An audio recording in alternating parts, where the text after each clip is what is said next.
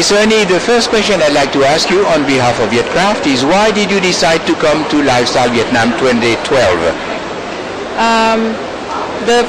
The decision we take is because we have been to overseas, to Hong Kong and Singapore, and we heard a lot of buyers saying that Vietnam is actually emerging market, and is becoming more and more buyers coming to Vietnam to source for things. That's the reason that we want to know more about Vietnam, and I bring a team here to see the market actually, and actually I see quite a lot of buyers coming in today, and the buyers who comes to Vietnam, I have interviewed quite a few, and they never been to Indonesia. In fact, I'm here, so it's good that Indonesia can now have a booth here to capture the buyers who doesn't come to Indonesia at all.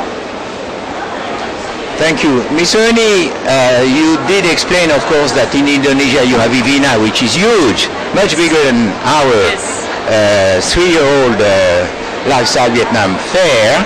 But can you tell us, from your point of view, the difference between Indonesian handicraft and Vietnamese handicraft as you see it? Okay.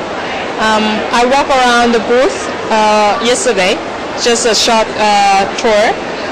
What I can see in Vietnam is you are very strong in ceramics, and you are very strong in lacquerware, which we don't have that particular techniques to make in the lacquerware, especially ceramics we have, but probably different techniques in making the ceramics.